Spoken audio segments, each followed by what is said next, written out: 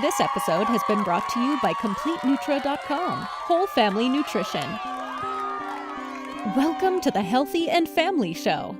Each episode features interviews with doctors, experts, and real moms, revealing their secrets on how to keep you and your whole family holistically healthy.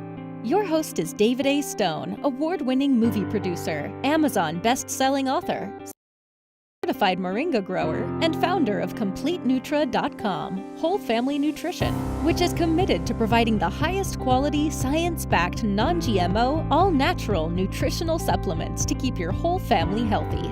Here's David. Hey, what's going on, everybody? My name's David A. Stone, and welcome to another exciting episode of the Healthy and Family Show. This is episode 9, can you believe it? And if you're watching this show today, that means that you believe the health and wellness of your family should be top priority. But maybe you're a little bit confused with all the conflicting health advice out there. So our goal with this show is to interview the doctors, experts, and real moms who have the secrets that you can use to keep you and your whole family holistically healthy. And today I'm very excited because it's episode 9 and we have Coach Kim Meyer on the show. And Kim Meyer has a podcast. You can check it out. It's called Choose to Rise. It's on all the big podcast platforms. She also has a website called ChooseToRiseUp.com. And I'm really excited to introduce Kim Meyer on the show because we're going to be having a conversation today about holistic health. And a lot of this conversation really digs into mindset and morning routine and some of the things that really keep her on track, especially with a family. So, and especially during this crazy time of COVID-19. So I'm really excited to introduce to you our guest today. And before I do, a quick message from our sponsor. Life is stressful. And trust me, I know I stay stressed a lot of times. I'm trying to really learn to drop my stress level. But one of the reasons that life is stressful is because we have cortisol pumping out of our brain. Now, one of the really cool herbs that we have in our formula here, this is the Complete Stress formula at CompleteNutra.com. Complete Stress, very simple formula, ashwagandha and black pepper. Now, if you don't know much about ashwagandha is a powerhouse herb. It's also what's called an adaptogen. And adaptogens, if you give them a Google, adaptogens go to work and adapt to your body where your body needs it. So if you need to relax, the adaptogens will help you relax. If you need some energy, the adaptogens will give you strength and energy. Now, one of the beautiful things about ashwagandha is it regulates cortisol. Now, it doesn't last that long, so you have to actually take this throughout the day if you have problems with cortisol. But if you're running around way too fast, always frantic, always trying to not be able to sit still for a moment, give some ashwagandha a try. Now, when I first realized how much cortisol was pumping out of my brain every single day, I was taking 3 in the morning, 3 a few hours later. So 4 times a day, I was taking 3 capsules. That was 12 capsules a day. Now, keep in mind, guys, this is herbs. This is herbs that are gonna help your body heal. These are building blocks for your body. But if your body is so used to cortisol pumping out of your brain on a nonstop basis, like most of the people in the world, especially after 9/11, there was a global cortisol uptick. Now, during COVID, I guarantee you there's a global cortisol uptick in the whole world. There's people being stressed out all over the place. So this is something that helps me calm my nerves. The stress formula, and the stress formula works really well with our anxiety relief formula as well. The anxiety relief formula is not just one ingredient, there's many ingredients, and some of the amazing ingredients in here are a B complex. We got all the B complexes, we have calcium carbonate, but we also have some ashwagandha in this, but it's not as much ashwagandha as in this. So when you take these combined, they're a really powerful team because the anti-anxiety formula has rhodiola rosea, which is also an adaptogen. So when you double up on adaptogens, your body has so many building blocks to use to build and to heal. So I just wanted to introduce to you the incredible formula called Complete Stress Relief. So if you want to give Complete Stress Relief a try today, go to CompleteNutra.com and then fill up your cart with all these amazing ingredients, and then at checkout in the discount box, enter EP9 discount. That's EP9 discount. Add that into the discount box and you're gonna get 20% off your entire order. So, and that even includes sale items on the site. So Complete Stress Relief, it's just a go-to formula. I only take it twice a day, 2 in the morning and 2 in the evening, and it really helps me regulate. But when I really needed it, and when it was a very stressful time, I was taking 3-4 times a day. So you really can't take too much ashwagandha. Give it a research, go to PubMed.com and type in ashwagandha. It's a long word, but it's a very powerful word. And keep in mind, Complete Nutra is always committed to non-GMO. This formula is gluten-free, all natural, no hormones or lactose or antibiotics, and it is vegan friendly. So we are committed to GMO-free. All of our products are GMO-free because GMOs are bad. So that's Complete Stress Formula. So I hope you check it out because it really helps. So I'm really excited right now to introduce to you our guest for today's show, Coach Kim Meyer. I'm really excited to be here right now with Kim Meyer. And Kim, tell us a little bit about yourself because you are a health and wellness coach and you're a speaker. You have an awesome podcast called Choose to Rise, right? Correct. Choose to Rise. And it's really great, very short, like snippets that people can just dig into. So first, quickly, just tell us a little bit about yourself and about some of the passions that you have and why you're a health coach. Okay, well, I am a mom of 2. I'm a wife to a teacher. I'm an Iowa girl through and through, born and raised, so all about the Midwest. And I started, I'm a former educator, former school administrator, and I started on this journey, my own self-care journey, myself back in 2015. And when I started on my own journey is because I was a busy professional, just getting super burnt out, trying to overserve everyone else in my life for my family at the sacrifice of my family and myself. And so I had to figure out for myself what self-care looked like, what I wanted and needed my health to be like, because I also saw myself heading down the same type of path that my very obese father still lives in. And I didn't want to be that way. I didn't want my kids to have that kind of relationship with me or to see that as their role model for life. And so I knew I needed to make a change. And so I started with me first, much like, if you want the world to change, start with yourself. So I did so with me first and started on my own journey. And then I started, if I can feel this good, I need to tell other people about it. And so I started partnering with my team, the people that I started working out with and getting healthy with. And I started telling other people and growing my coaching business. And from there, it's just kind of continued to evolve as far as just helping people move more. I mean, it's very simple. It's just move your body more. Okay. Better quality foods, and it's, consuming better content, and not just consuming better things like what you're putting in your body, but most importantly, what you're putting in your mind. And so not plugging into the media, the news. We don't even have the news on in our house hardly ever anymore. Not reading the newspaper, like, you get to decide what shows up in your news feed, all those kinds of things. So for me, holistic health is really like you being in control over what you're consuming, both, what you're eating and those kinds of things, but also what you're consuming with media wise and who you're hanging out with and those kinds of things as well. Like good mental health, good physical health, spiritual health, those kinds of things. And just really being in tune to what those kinds of things are. And so I was kind of backtracking a little bit here. Like I was a full-time school administrator as a curriculum and technology director at my school. My husband, and so very serving of like, we have 5 different buildings in our school district. I've worked very hard over the last 12 years to get to that point. I was like, keep moving up the ranks of classroom teacher and specialty teacher, and then got my master's and then became a school administrator. Wow, awesome. And so then I was just like, okay, what's next? But like, just like a lot of people climbing a corporate ladder, like the end of the ladder comes at some point, and then it's like, well, now what? And so I'd reached school administrator point. I decided that I never wanted to be a principal, but yet I was like expending all of myself to other people, and I didn't like that anymore. So I knew I needed to make a change. So I did.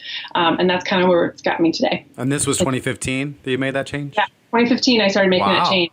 Over the last few years, it's just continued to improve my health, but also improve my family's health. And then also knowing that I've been able to impact other women and their families and how they show up in the world has been super rewarding.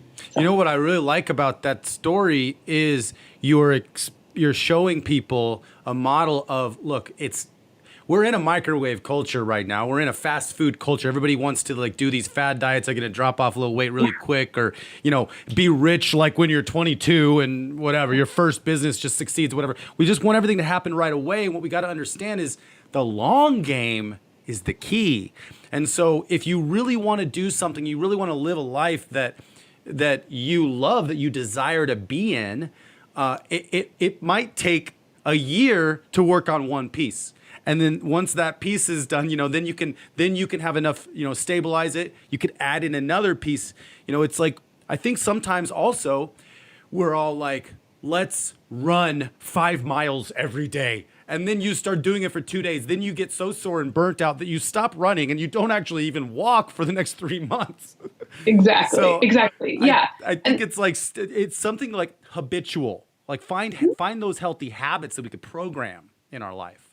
Exactly. And finding support to do it with. And so important. It's not just like saying like, oh, I want to lose 10 pounds. Like, well, what are the steps that are going to get you to that 10 pounds? And who are going to be the people that are going to hold you accountable and have your back when you say that like, oh, it's too hard today. Like, who's going to show up for you and say, no, this is what you said you wanted and why you said you wanted it.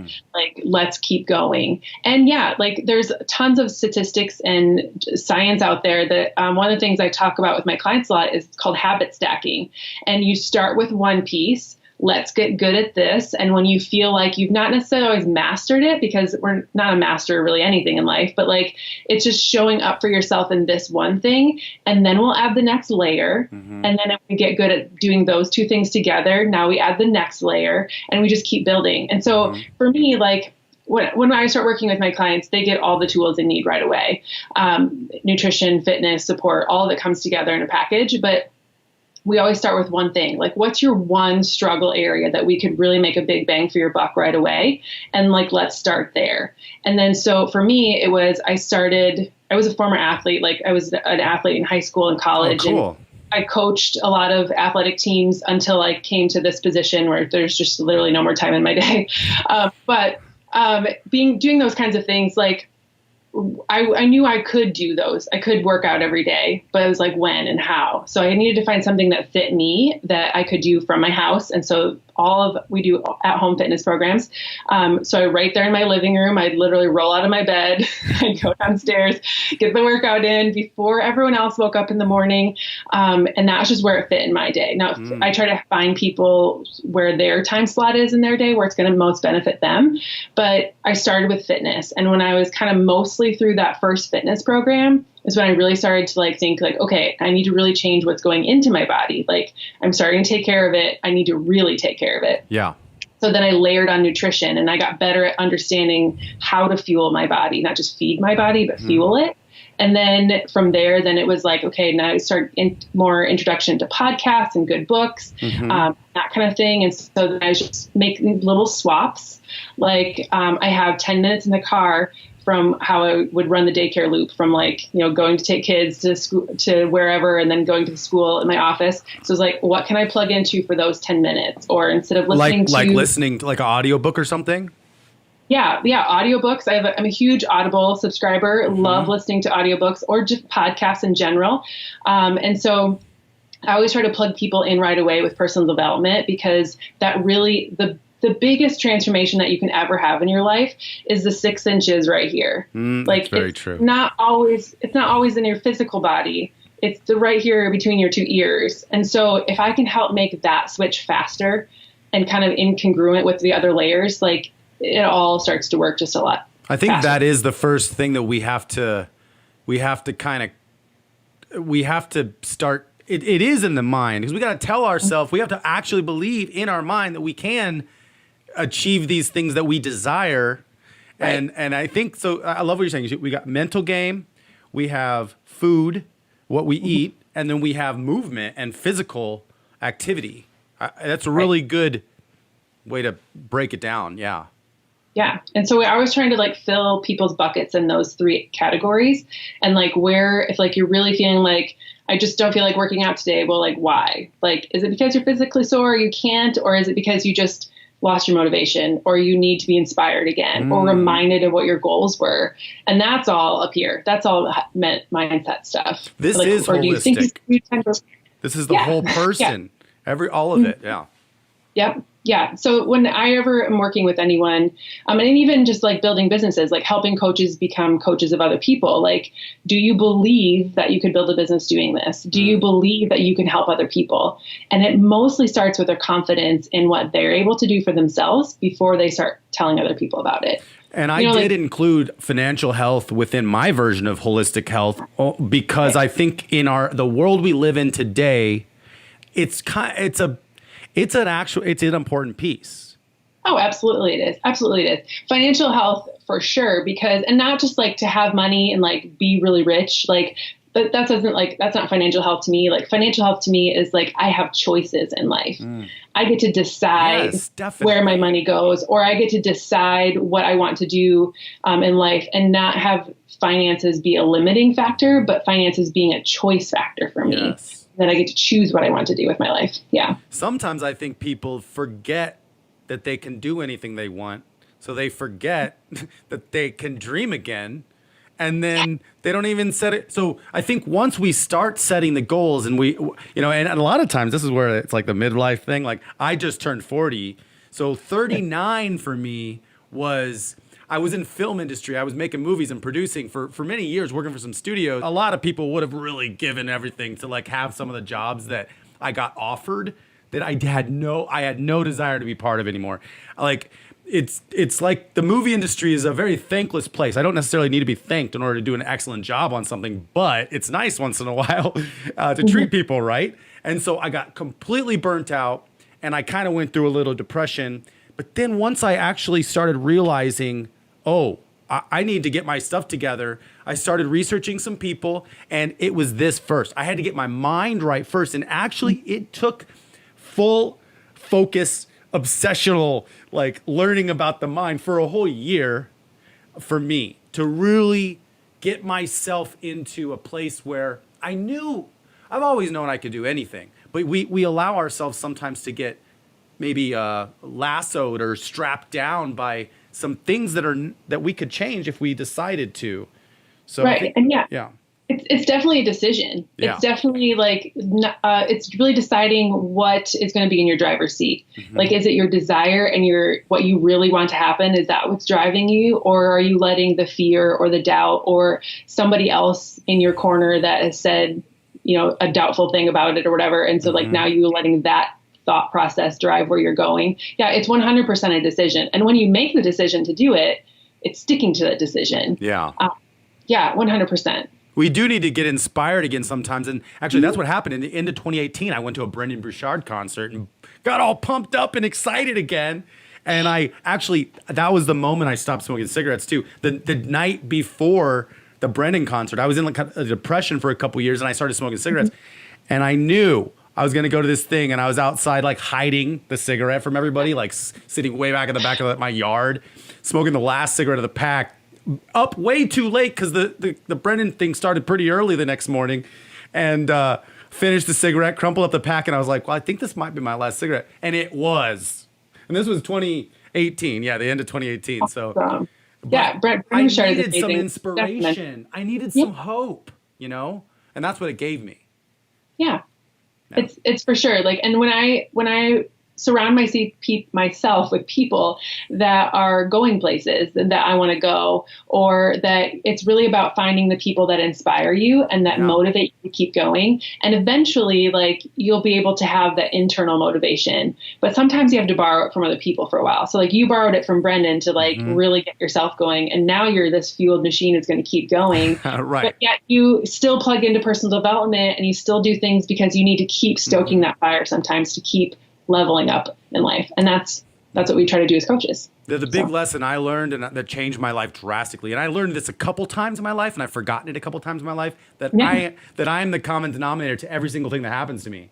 It's like, I'm the reason I'm angry. Nope, that person didn't make me angry. I'm angry because I'm angry. It's like, you choose it. Let's talk about who are a few people or a few books that have inspired you to be where you're at. Goodness, there are so many. A couple that are constant in my ear all the time is Brooke Castillo and the Life Coach School podcast. She's so good. And thinking about her, I do listen to Brendon Burchard as well.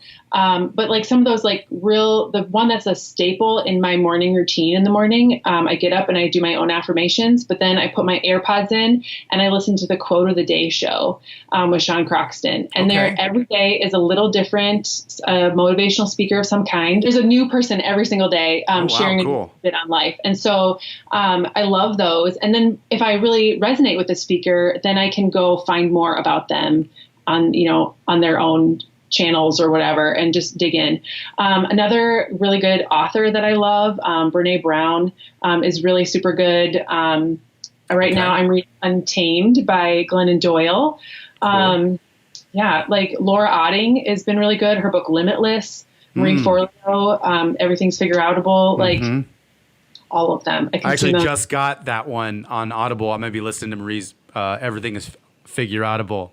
So good. It's one of the books, when I add new coaches to my team, it's one of the books that I send them this year. Like we did a book club as a larger team in January, and I'm like, this is so good. It's what some people need to just start with. And so I've been sending it out when people join my team all year. The other one that really kind of like really kicked my fanny in gear, like for you, is Brendon Burchard session. But like for me, it was the book, I don't know if you want to swear, but You're a BA by Jen Sincero. And it's really good. And like, there's some colorful language in it, but you can get around that. The concept is amazing. And that just really like set my soul on fire and was like, okay, I can do this. I can be the person that God's made me to be. And that's where I'm going in life. And I've listened to it multiple times in Audible. I've read it a couple times. My book behind me is all tagged up, like all kinds of quotes. So she's definitely one that really inspired me. And then another one that was kind of early in my coaching, just kind of getting started, was The Compound Effect by Darren Hardy. Yeah, he's good stuff too. So yeah, that's an excellent concept to understand. I mean, and a lot of this stuff is metaphorical when you really hit these really good writers that you can take and they apply to so many areas. Even like the Simon Sinek's like Start with Why. It's just applicable to so many parts of life. Absolutely. Yeah. Oh yeah. Simon Sinek is amazing as well. Like I've read all of his leader books and on all that stuff. John Maxwell is another one. Like, oh my gosh, I could go on and on, but I'm just a huge personal development junkie in the sense that I kind of am too. I like anything I can do to like stop learning, and everybody's got a different perspective, but we are all kind of talking about the same core elements. Yes. Yep. Yeah. And just becoming the best version of you and the healthiest version of you, whatever that looks like for you. And so, putting away fear, making the driving force where you're trying to go in life and living for yourself and not for what everyone else thinks or wants you to be doing. Yeah, I have a concept that I wrote a book in 2019, last year, called Your Gold Mind. And I talk about there's three kinds of ideas. There's good ideas, bad ideas, and golden ideas.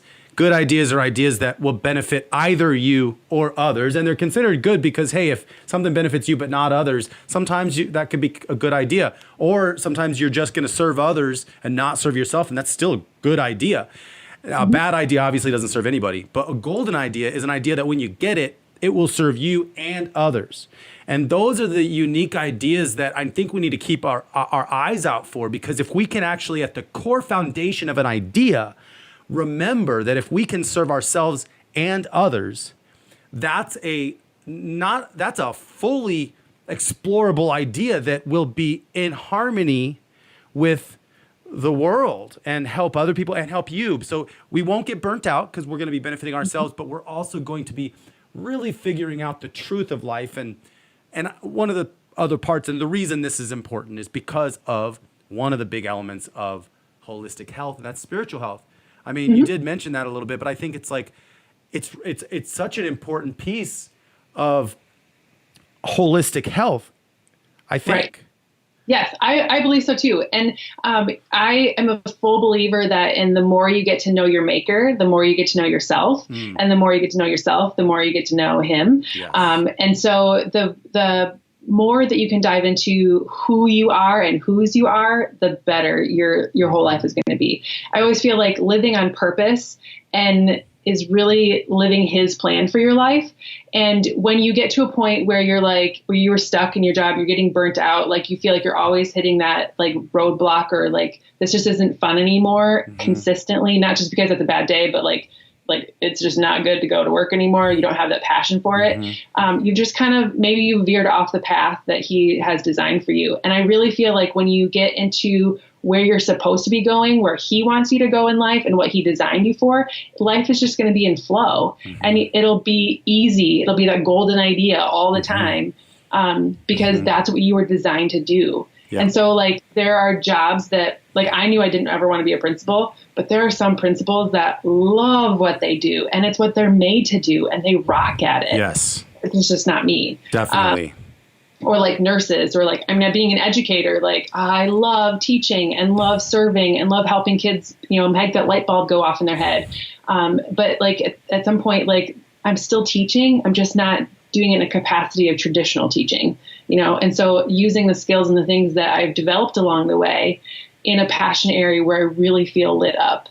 Yeah. And a lot of people, I feel like, let their health go, like all of health go down and downward spiral because they get put in a position where they are working a job that they don't love. And so their mental capacity goes down. They are not taking care of themselves anymore. So now their physical capacity goes down. They may have highs and lows in some of the buckets or some of the areas, but like kind of how one thing is going to impact them all. So anytime that you can elevate one of those areas, it's going to start to elevate the others as well. And then that's where you start to cycle back up again. So sometimes the things that people perceive as necessarily good for them or healthy aren't always that way. And I'm in media, so I know how media does this and how, and we also, all of us try to, encourage people to do whatever we think is the right thing. Now we just got to make sure what we think is the right thing is lining up with actual truth, right? Actual truth, right. and that's why I feel a big responsibility personally by doing these shows. Like I want to make sure what I'm saying is gonna benefit people, and I know you have that feeling too. Because that's so cool too. You've been a coach, but you've been a coach on so many different kinds of coaches, sports, right. Like health. And now a mind game, all of it.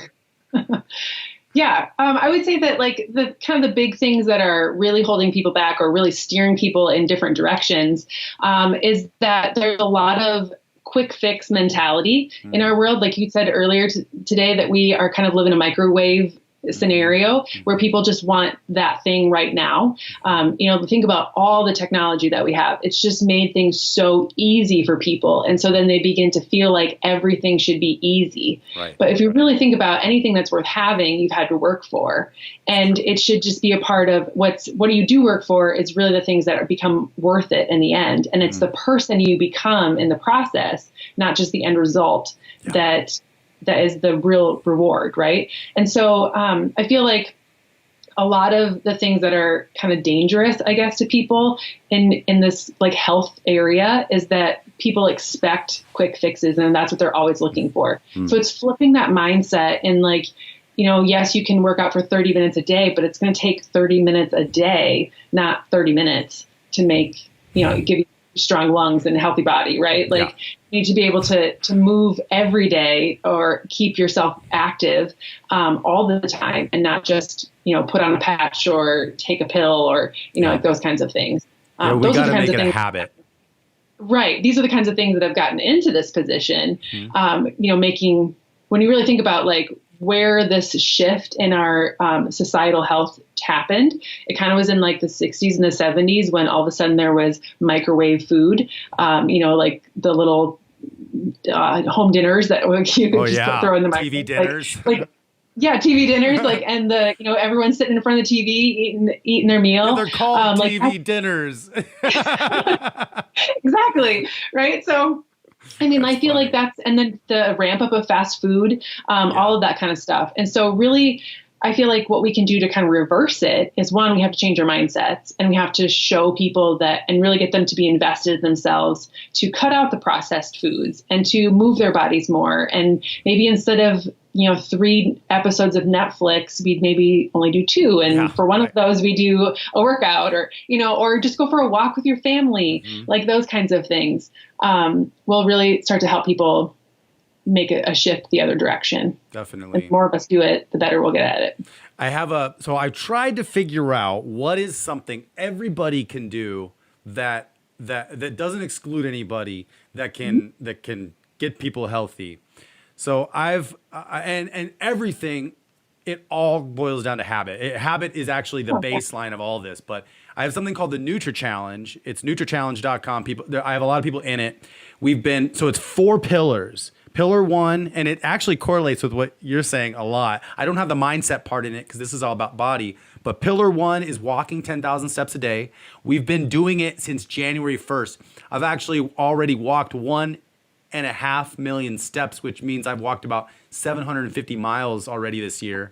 And I've had a few other people do it with me, but it's just 10,000 steps a day, which is about 5 miles a day. So it's a decent amount. Kind of push yourself a little bit. Pillar 2 is intermittent fasting, choosing your eating window. So it's actually learning how to detox a little bit, eat a little bit less, and pick your window. And then pillar 3 is take your vitamins or proper supplementation for your goals, which means you got to have some health goals, you got to have some body goals, so we can look forward to achieving something. And then pillar 4 is sleep, quality and adequate sleep. And so I think all 4 of those pillars is literally something every single person could do. Now, if they can't walk because they're in a wheelchair, there's pedometers that track wheel pushes as steps too. So we can all kind of, and here's the cool thing about walking. It's walking. It's like, it's not, I'm going to start running 5 miles every day. No, you try to run 5 miles every day when you haven't worked out. You're going to do it. Like I said, for 2 days, you're going to stop. The idea is, how do we do something every single day? And the more I walk, I really get happy because it's a full mental defrag. My walks are about 2 hours, and I walk up through the mountains here, and I literally get to think about everything for 2 hours or listen to an audiobook. You're listening to an audiobook. So you're either consuming really great content, like you're listening to a podcast or an audiobook, or you're just connecting with nature and connecting with yourself and your thoughts. Like, how many people are so connected to their device that like you have like 10 seconds of quiet time, and like what is the first thing people do? It gets quiet, gets awkward, they grab their device, like they consume into something, right? Yeah, they like put their heads down. Like that's when you walk into restaurants and everybody's staring at their phone. Right? Oh no. Oh, totally. And so I would feel like that's another thing that we can really help people, get comfortable with themselves. And a lot of that is a confidence thing too, of like, am I worthy of that kind of thing? I mean, it can go down to like levels deep, and but that's a core element. Like what we tell ourselves is kind of what starts happening. We need to, I talk about it in my book, we need to apologize to like, how often do we talk to ourselves so bad that we would never ever talk to anybody else that way? Like we would never say the things to somebody else, a stranger or anybody that we know, that we say to ourselves in our head. Absolutely. Yeah. Absolutely. Yeah. And you are the only person that you're going to have the longest conversation with in your life. And so if you're not saying nice things to yourself, who is going to say nice things to yourself? Definitely. Right. And you can only grow as far as you're willing to grow yourself. And so like, and in anything, like you're never going to earn more money. You're never going to earn more prestige. You're never going to have better relationships than the relationship you have with yourself and how you feel about you. So 100%, like if you can get comfortable with who you are, so many more doors open up for you. And so if you just catch yourself, you're driving, you're doing something or whatever, you do something that you usually yell at yourself out and you're like, stupid idiot, David, you're stupid, and then you're like, whoa, David, you're not stupid. Sorry about that, bro. I'm sorry. And like literally take a moment and apologize to yourself. It's a cool tactic because it reminds you that you're worth it. CompleteNutra.com, whole family nutrition. Hi, Dr. Jessie Keener here, and we're going to talk about the solution for stress. It's called Complete Stress Formula, and this is probably the biggest issue hitting Americans above the age of 18 on a day-to-day basis. In my clinical practices for over 30 years, this is the thing that's hitting people the hardest, stress. And we all know that stress kills, but we're just now learning in clinical nutrition and herbal medicine that there are ingredients called stress adaptogens that actually help the body cope with stress and help the body stay balanced under higher levels of stress. Sound like you? Of course it's you, because you're probably working a 40-hour work week. You may be raising a family. You may be working and raising a family, so you're under a lot of stress. So this is a superstar because it's using a proven ingredient that's been shown clinically over and over for decades to not only help the body deal with the stress, but adapt itself and tonify itself so that it handles stress better. The name of that ingredient is ashwagandha. I know that's a mouthful. You don't have to remember that. Just remember complete stress. But when you take ashwagandha, it lowers what we call now the stress hormone, or cortisol. So when we're triggered by what we deem to be an emergency. So you, mom, that could be you on the way to dropping off the kids, and one of them is running late and is too slow getting out of the car, and then they start crying because they don't want to go to school, and you've got an appointment and you know that your boss is going to be there waiting for you for that meeting. That's called stress. But if you're taking your ashwagandha a couple of different times a day, it's going to lower that stress hormone called cortisol and help keep that hormone, when it gets too high, from upsetting your blood sugar, keeping your nervous system agitated, and short-circuiting your brain. So literally too much stress hormone, your blood sugar goes down, your thyroid stops metabolizing properly, and your brain inflames and can't process information properly. So that's why we have this in our product line, because we're all dealing with stress in various degrees. You take this once a day, twice a day if you feel like you're under just a little bit of a stress. But if you're very stressed, maybe you're a busy entrepreneur or mom of a couple of kids, you might need 2 to 3 capsules 2 to 3 times a day to keep your stress level lowered and keep it in the right zone. A great marker for how stressed you are is how you sleep at night. That's why we have the sleep formula, and these two can be taken within the same day. You take the ashwagandha throughout the day, you take your sleep formula at night. It's a great combination. So complete stress for your anti-stress protection. I wouldn't recommend this for kids under 12 just because we don't have enough clinical research for children under 12. Right as kids start to go into puberty, they do need help with their stress hormone, particularly in America, particularly with the long days at school and the long homework hours at night. So 12 and up, it's a good idea to get them started on their stress management. CompleteNutra.com, whole family nutrition. Sometimes we don't give ourselves ever the time of day. Just like you said, you were giving everybody else all of your energy. And, we are worthy of giving ourselves the time of day, which let's actually bring this to a really cool point you just brought up, your morning routine.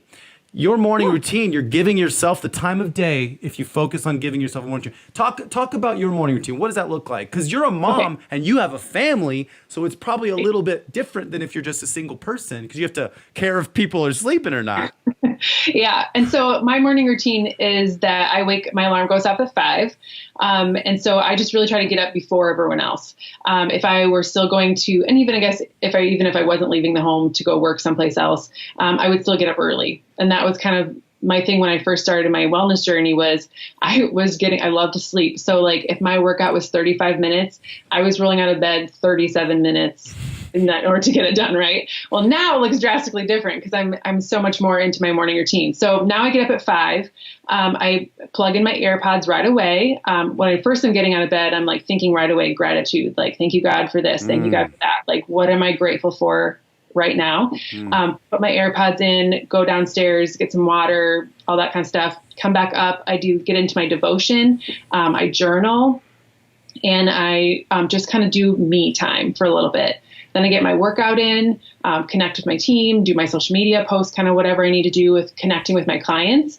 And then it's kind of, now I kind of move into mom time. Like right now we're kind of quarantined, so we're all just home all the time.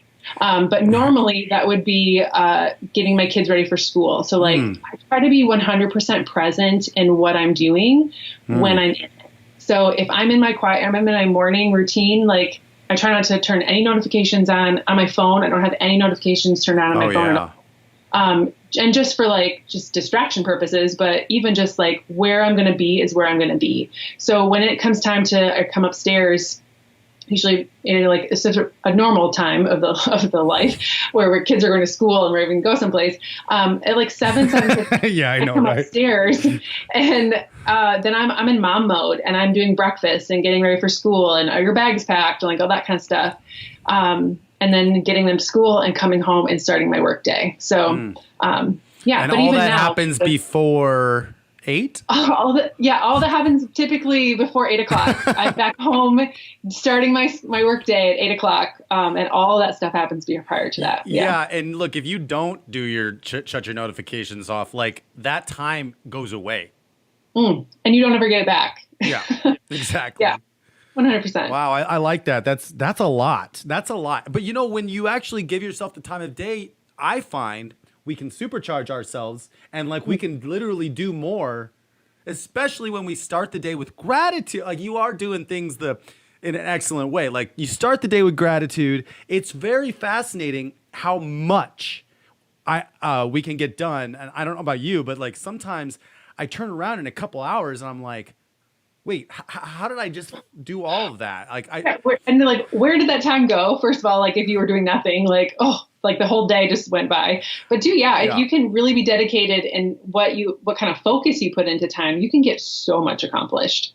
Absolutely. I started getting, so in 20, I don't know, it's probably 2019. I think it was 2019 when I started like listening to Robin Sharma. I started reading a lot of Carnegie, started reading Benjamin Franklin, and all these people were like, get up at 5 or get up early. They start their day at 5. And I was a filmmaker. I had long hair down to my shoulder blades. I was like, I'd do whatever I want, whatever. Anyways, I would sleep until noon. I would stay up until like 3. Like that was my life for so many years. So, but after my depression, I realized, you know what? I gotta kick it into gear here. I gotta do something that's gonna give me a schedule. And really, if I bring it down to one thing that really changed the direction of my life, it was getting up early. It was making the commitment to go to bed. So I started doing 5 a.m. last year, and then I started doing some writing and finding my own groove and stuff. And I liked the early so much, I started doing 4:30. Then I went to 4. Then I went to 3. And I literally got up at 3 a.m. for like 7 months last year. And I had 5 hours of work before 8. Before noon, I had the entire day of work done, and I could get distracted by any of my friends, and I was like totally fine with it because I'm like, my work's done. Like I already got 8 hours of work in by noon. So it was, absolutely. It kind of gets addicting to start getting up a little bit early because then it's like, plus at that point, I was going to bed at 7. And if my friends were like, hey, you want to go get a beer? I'm like, I'm already sleeping. They don't even ask me that until about 8. So I'm already in bed. Of course, I don't have a family. So the interesting part was I did a 3 a.m., 7 p.m. sleep all last year till I got completely burnt out, which I'm learning how to maybe go more stable than just running really hot and burning out, which used to be a pattern of mine. But this year, it's basically around 5 a.m. Is what I'm finding that my body likes. Like I'm able to fall asleep, but between 8 and 9.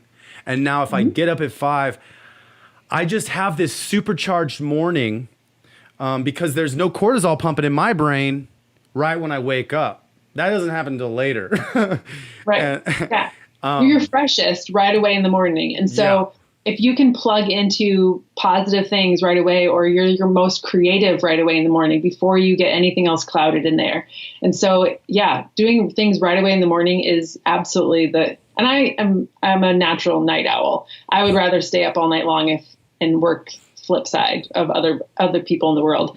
But I've really learned that the morning is the best time to get anything accomplished, especially to recharge your own batteries, not only waking up fresh because you've had a good night's sleep, but now like really taking that time to fully charge your batteries so that you can go out and give to more other people. And nobody is even ready to talk to you yet.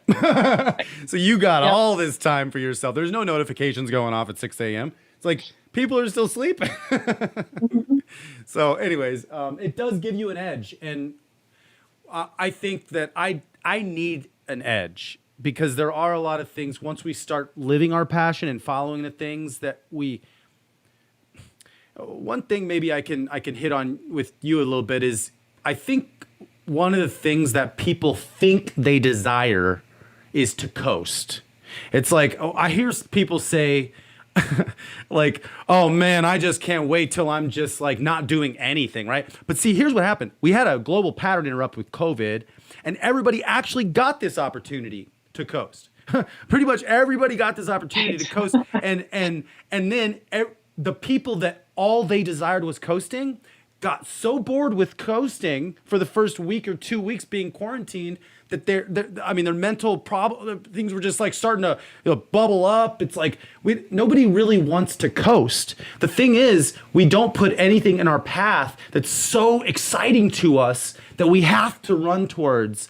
I think we're always telling us in the future. And the other problem that we don't start the things that we know we should is because I think a lot of times fear and excitement are extremely similar physical reactions.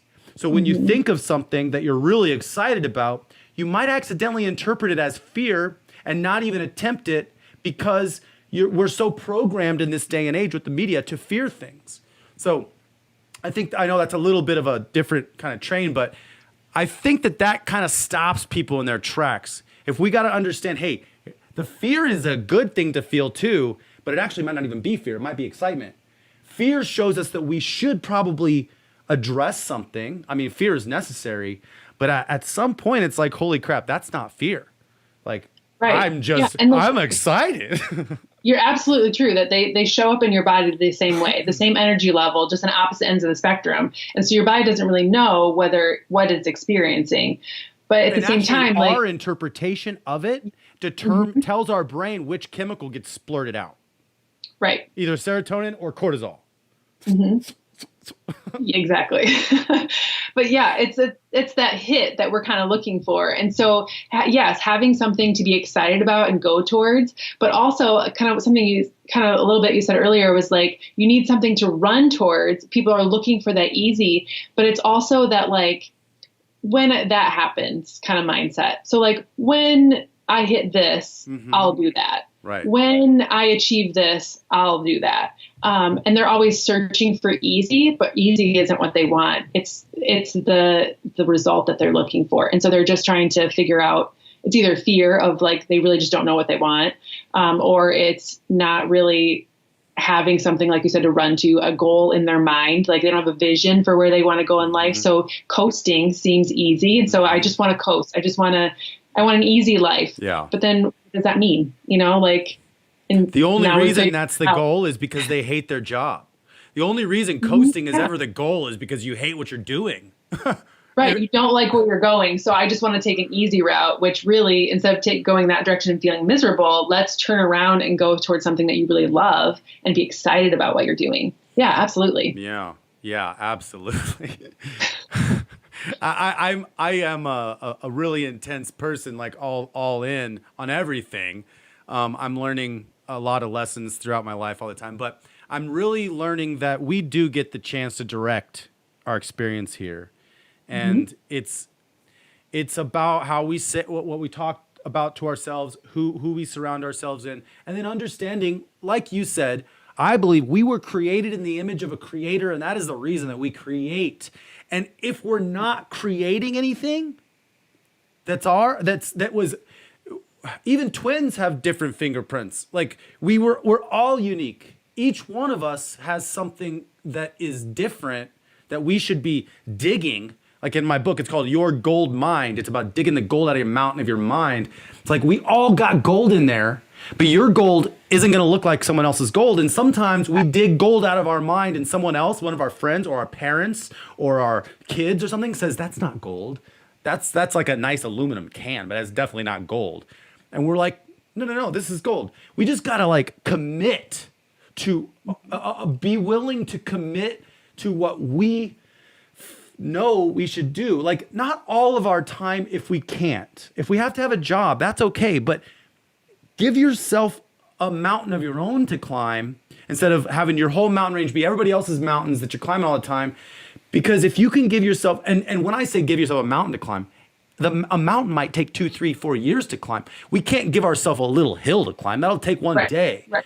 Like we need something that we can't quite put our finger on how we're going to do it yet, but we would be very excited if it happened. If we can have something like that on the horizon, you know? Yeah, it's got to be a passion area. It's got to be something that fills your cup. Like I have a cousin who he's a gutter. He puts gutters on houses. Like it's a great company, great job.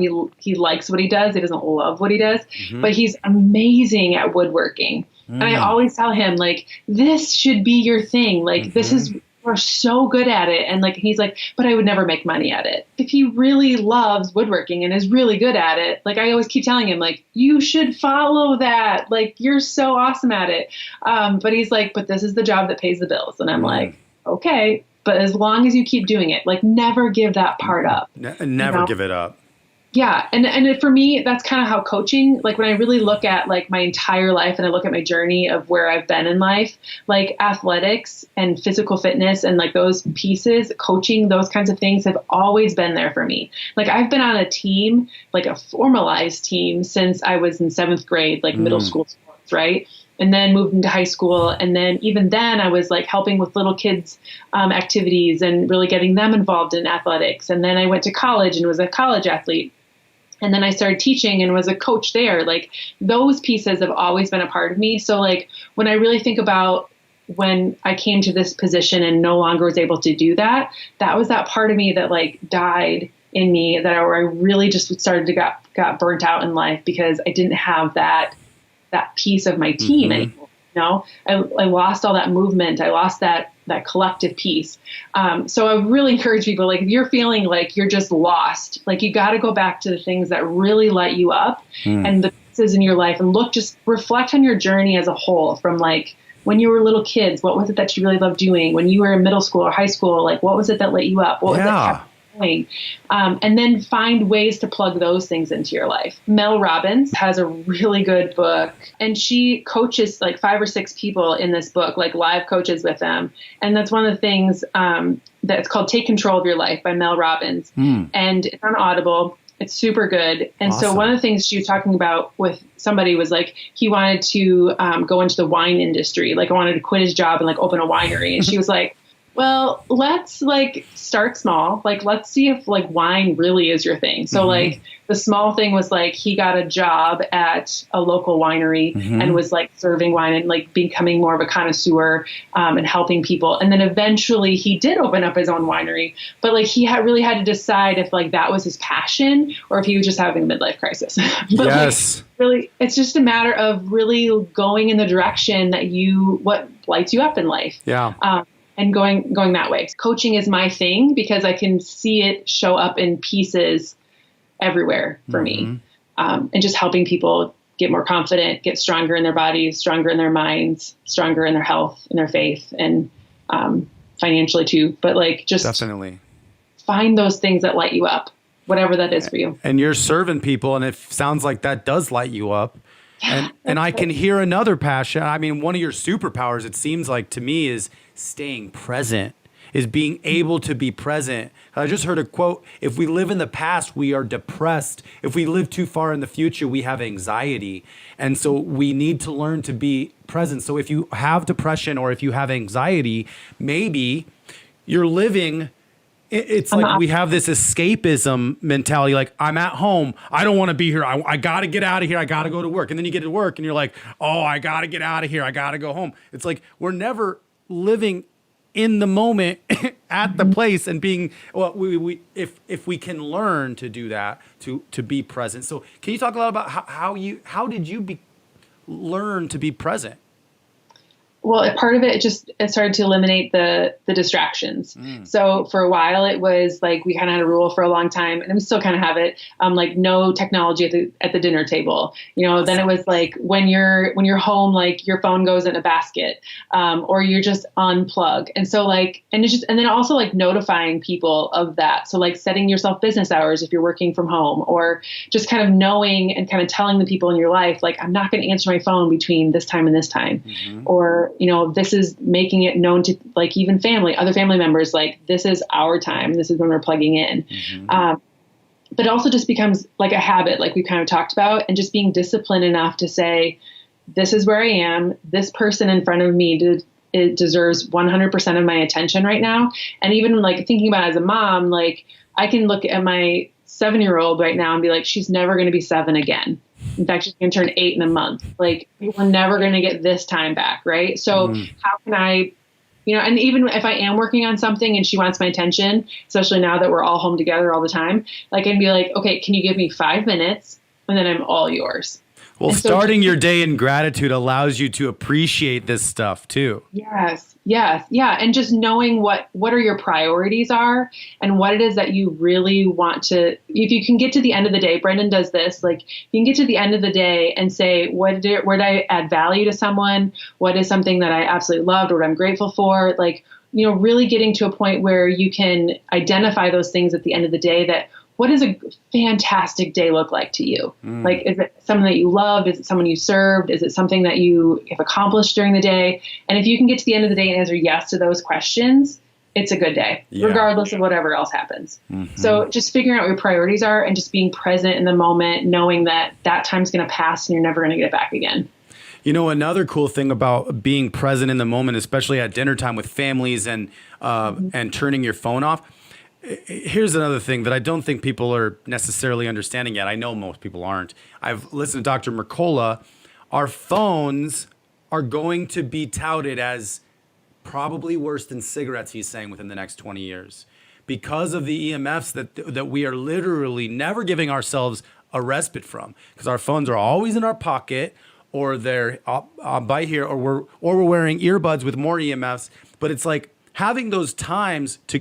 Now, I've been actually hitting my airplane mode on all my walks. I still want to track my steps, but if I put it on airplane mode, not only can nobody call me, so I'm staying present in the moment, but I'm actually living more like the batched email life. Remember, You've Got Mail or Juno? It's like you go there and look at it at noon, and it goes, here's all your messages. Well, when I turn it off of airplane mode, on Mother's Day, that was what happened for me. I put it on airplane mode, and it was so cool. I actually forgot it was on airplane mode, and I started trying to check it. No new messages. So I kept putting it down. And then I realized, oh, wait, it's on airplane mode. I turned it off, and it was like... But all the things. Yeah. I think that we just... Not only is airplane mode good for our social interaction with people, we need to wake up with these EMFs and 5Gs. I mean, people are literally sleeping next to their phone, and they're not getting good sleep. It's like, if we could just, it's because it's like another arm. It's like our external hard drive for our brain. Like all the stuff we don't want to store in here, we put in our phone. So if we ever, we just feel so attached to it that it's a little scary to go airplane mode. Or I've also been hearing doctors prescribe digital fasts, even for whole families. Absolutely. Yeah. Yeah. And I used to sleep with my phone next to my bed, and sometimes I do if I have something that I really have to be awake for in the morning. But I always have it down. And now my office is right off our bedroom. So it just sits right here. One, that's really awesome for not hitting the snooze button, because if your phone's your alarm and it's right next to you, that's the first thing you would just hit snooze and go back to sleep. So my alarm is my phone still, but it's 20 feet from my bed, a ways away. So I have to get up to go do that. And that's another tip from Mel Robbins, like her 5, 4, 3, 2, 1 situation is like, put your devices not in your bedroom. Like, she doesn't even recommend you have a TV in your bedroom. Like that should be your quiet space. And so I always have my phone here in my office and never really by my bed, or in the bathroom or wherever you want to put it. And then, like anytime that you can just unplug is a good thing. If you I think everybody should try to put their phone on airplane mode and try to forget it's on airplane mode for a while. See if that can happen. Like, I know it's going to be crazy, and I think it's going to be like, I don't want to do this. But when it's on airplane mode, there's no signals going in and out. So, I mean, I don't know. I think if we're not aware of this, we're not going to do it. And if we don't think it's important, we're not going to do it. And it's all good. For everybody's different. But I just think I want to give my body the best chance to recharge itself and heal, because Dr. Mercola, do you know who Dr. Mercola is? I've heard of him. Yep. So he has some cutting edge research on Mercola.com, but he says that if we can find a respite from all the EMF frequencies, if we can turn our phone off at night, maybe even turn our router off at night, plug in our computer instead of using Wi-Fi all the time. If we can give ourselves, our bodies some time away from these EMFs or 5G or whatever, our bodies are meant to heal. Our bodies are regenerating machines. If we can actually give ourselves some time away or go camping, that would be amazing. I've been doing that more lately.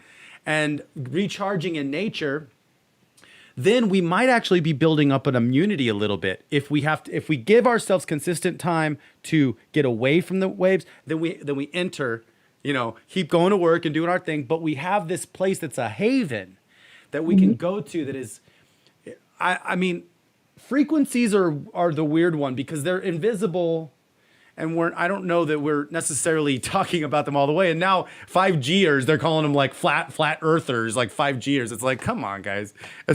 I don't know. But I'm a little conspiracy theorist because I'm a filmmaker and I write sci-fi scripts. But I'm looking at it, it's like we're living in a sci-fi movie right now. Yeah, it's our perception as a reality. So whatever you want to believe, it becomes your reality. So you can make your own sci-fi if you want. Yeah. Well, I mean, with this whole, with whatever's going on in the world right now, it's yeah. I feel like there is so much not researched about it that it's just one of those silent things that nobody thinks about. They're just, again, there for the convenience. So you're right. Just like it's convenient. It's easy. Yeah, just like our food changed and causes all these problems. Now we're just so much more connected, and it's causing so much social emotional issues. But now eventually someday we're going to figure out like, oh, all this EMS stuff is really what's causing all of the cancer in the world or whatever. Like, we just don't know what we don't know right now. Yeah. And just like we kind of, the silent thing that no one can see. I mean, if we could even talk about the like COVID thing for a very we could briefly talk about that. Right? Like it's something that we can't see, we don't understand, we don't know about. And so people either go in the massive fear direction or they go in the massive denial direction. And there's like, where's the common sense, people? Like, let's just really think about this. But it's something that's just been, it's a danger. It's an issue. But there's people so far on either side of the fence that what is true, right? And you have to figure out your truth around it. Whatever the danger might be, we could go in a million directions on things that are wrong or bad for us.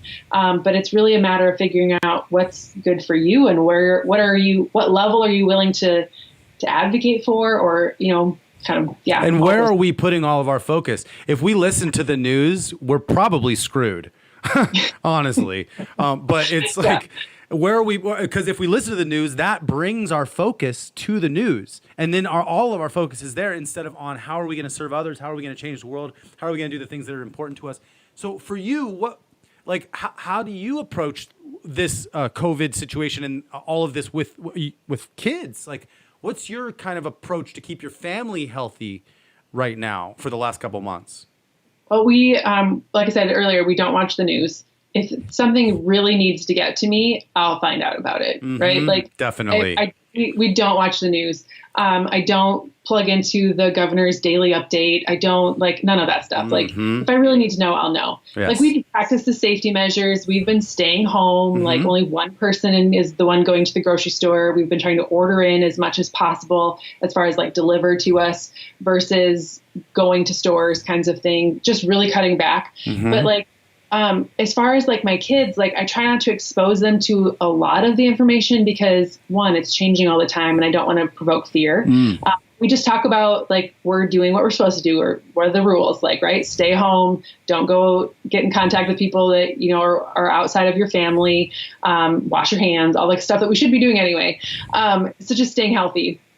But as far as like just mental health, it's 100% just kind of keeping your bubble. So that could be perceived wrong, but like just stay in your lane, you know, like what is it that you have to know? What is the things that are nice to know? And then what are the things that really aren't going to change the game for you and are just going to take you down in a downward spiral? Like we have family members on both sides of the fence. Like, we have family that are like glued to the TV. They know how many cases are in how many counties. And when they go on their walk in the day, they notice like the license plates of different cars. Like, oh, there's this many. Oh my goodness. Like, if you're not coming within 6 feet of the people, it doesn't matter where they're at. Like, be safe, right? Yeah. But it's just, where your focus goes, your mind goes, where your focus goes, your energy goes. And where do you want to put your energy? In something that you can't control or something that you can control. Right. And I know for myself and for everyone else too, like the only thing you can control is your mindset, what you're putting your time and energy into and your own thoughts. Like I can't even control my kids as much as I'd love to, but I can't. So I can only control what I can control and what I can tell them and teach them and those kinds of things and have to hope that they make their own good choices based off. That's a good point. If kids are watching this, kids, look, you guys are your own people. You get you get a chance to make all your own decisions, but understand that you are the future of our world. And right now, you are the ones that are going to have to learn. Kim, you made a good quote on one of your podcasts. You say something about the planting. What was that quote? The planting and something about the garden. I forget. Oh, the seeds that you plant, the thoughts you have for today are the seeds that you're going to be planting for future growth. So if you're planting negative thoughts and negative things, negative decisions, if you're watching people who are making negative decisions as well, like those are all seeds that you're planting in your garden of life. And it really, you know, what you do now is what's going to come into fruition later. Yes. So, plant good seeds, plant positive thoughts, plant good decisions that are going to grow into something good later. I love that.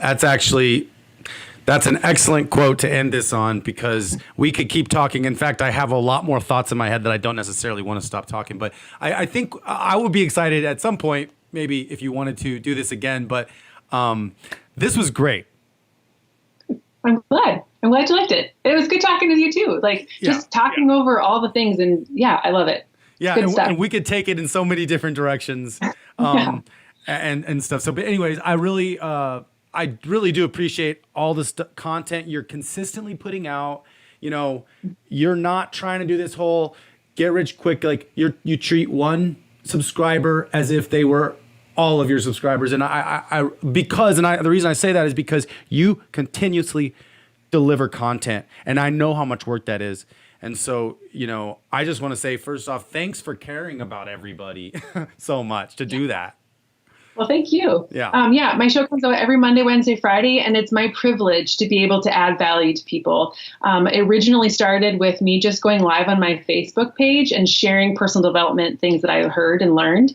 And then a good friend of mine started a podcast network, and he was like, "Hey, you ever think about turning this into a podcast?" And I was like, sure.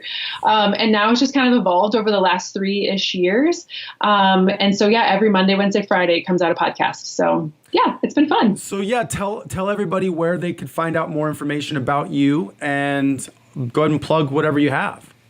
Okay. Well, my podcast, like I said, comes out every Monday, Wednesday, Friday. It's called Choose to Rise. You can get it on any podcast platform. And then you can go to chooseToRiseUp.com and find out more about me and what I do.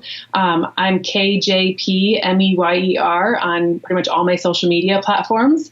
And and my Facebook page, Choose to Rise Up, has my video version of my podcast, as well as other just social media life posts and how I try to live a healthier life and motivate other people to do the same thing. So, yeah. Awesome. Yeah, thank you so much for being on the show, Kim. I really had a pleasure talking to you. Awesome. Thanks. Same. Thank you for joining us for the Healthy and Family Show. Visit our website at healthyandfamily.com. That's healthyandfamily.com to see what all the other doctors, experts, and real moms have to say about keeping your whole family healthy. This episode has been brought to you by CompleteNutro.com, Whole Family Nutrition, and aired on the Goldstone Network. People, Planet, Future.